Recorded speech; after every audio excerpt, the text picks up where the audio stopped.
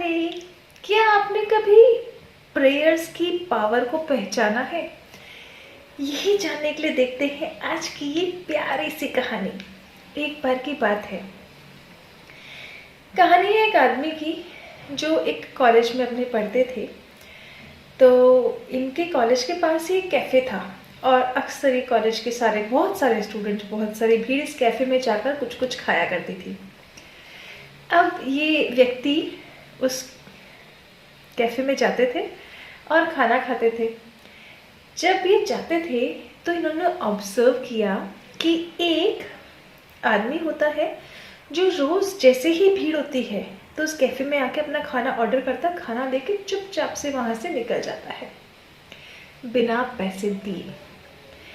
तो ये जो स्टूडेंट थे कॉलेज के, इन्होंने जब वो आदमी आया तब कैफ़े के मालिक को बताया कि देखिए ये आपके कैफ़े में आते हैं और मुझे इनके बारे में आपसे कुछ बात करनी है। तो कैफ़े के मालिक ने उन्हें दूर से इशारा करके कहा कि इस बारे में हम बाद में बात करेंगे, आप फिक्र मत कीजिए, मैं उन्हें जानता हूँ।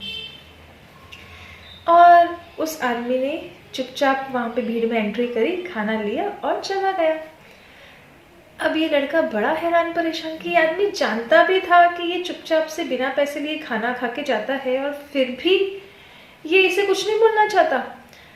तो जब भीड़ थोड़ी छट गई तो वो कैफ़े के मालिक के पास गया और उसने कहा कि अब आप मुझे पूरी बात बताइए कि आप जानते थे कि उस आदमी ने बिना पैसे दिए आपसे खाना खाए चला गया है और फिर भी आप उसे कुछ नहीं बोले। तो कैफ़े के मालिक ने जो कहा वो सुन के ये बच्चा तो बिल्कुल निरुत्तर ही हो गया। कैफ़े के मालिक ने कहा कि देखिए, हुआ दरअसल ये कि आपके जैसे बहुत सारे और लोगों ने भी नोटिस किया कि ये आता है बिना पैसे दिए, यहाँ से खाना खाकर चला जाता है।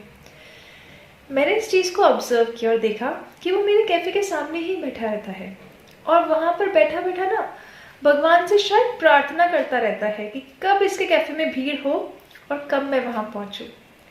और ये उसी की प्रार्थना का परिणाम भी कह सकते हैं कि उसकी वजह से जब भी वो मेरे कैफ़े में आता है ना, हमेशा बहुत भीड़ होती है।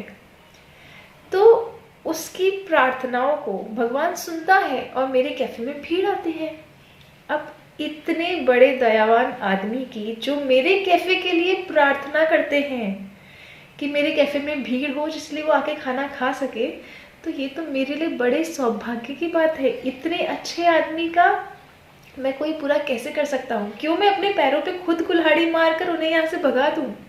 जबकि मैं तो चाहता हूँ कि वो हमेशा यहीं बैठे रहे और मेरे कैफ़े में खाना खाते रहे। ऐसे ही मैं ना कभी उनका अपमान करूँगा और ना कभी उनसे पैसे मांगूंगा, क्योंकि उनकी वजह से ही तो शायद आज मेरे कैफ़े में इतनी बरकत हो रही है। ये बात सुन के ये बच्चा जो इस कॉलेज में पढ़ता था बिल्कुल स्तब्ध ही रह गया। कितनी बड़ी सोच है इस आदमी की। और बहुत सारी चीज़ें ऐसे हमारे आसपास होती रहती हैं कि किसी की प्रार्थना की वजह से हम सकुशल हैं। तो क्यों ना हम उन सभी का मन से धन्यवाद करें जिन्होंने हमारे लिए प्रार्थना करी है, और हम भी किसी के लिए प्रार्थना करें, क्योंकि प्रार्थनाओं का असर होता है। तो इसी के साथ आज की कहानी यहीं पे होती है समाप्त। राधे राधे।